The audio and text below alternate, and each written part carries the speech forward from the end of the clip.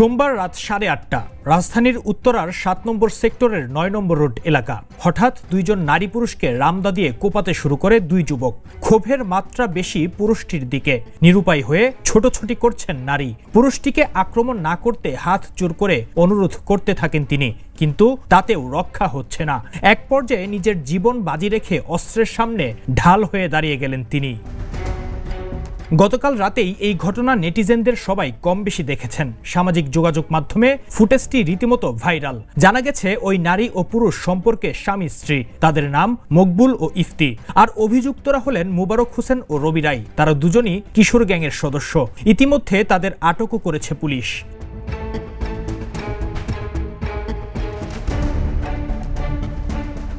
জানা গেছে ভুক্তভোগী মকবুল জাতীয় নাগরিক কমিটির কেন্দ্রীয় সদস্য তাহসিন রিয়াদের বন্ধু।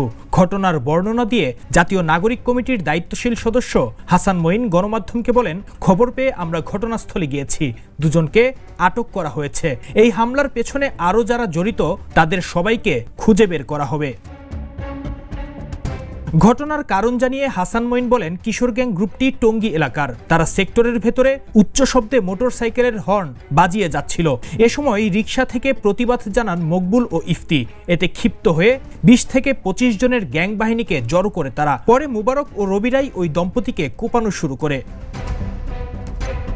স্থানীয়রা জানান, টঙ্গী এলাকার কিশোর গ্যাংয়ের সদস্য তারা। সন্ধ্যার পর উত্তরা ও ঢাকা ময়মনসিংহ মহাসড়কের বিভিন্ন স্পটে সংঘবদ্ধভাবে ছিনতাইয়ে জড়িত চক্রের সদস্য বলে জানা গেছে। কেরানীগঞ্জের রুহিতপুরে গ্রিনভিল সিটিতে প্লট বিক্রি হচ্ছে কাঠাপ্রতি 1 লাখ টাকা ছাড়ে 8 লাখ টাকায়, আর এককালীন মূল্য পরিশোধে মাত্র 7 লাখ টাকায়।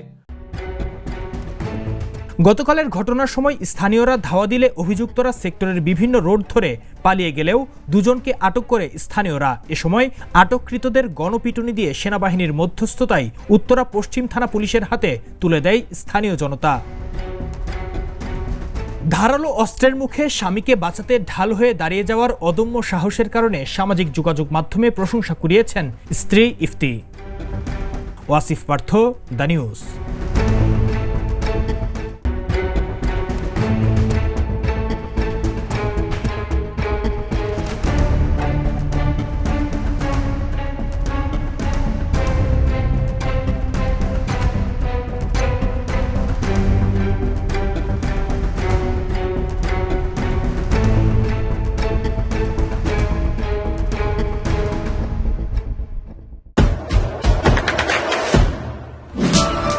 দেশে দেশে সবার সাথে দ্য নিউজ।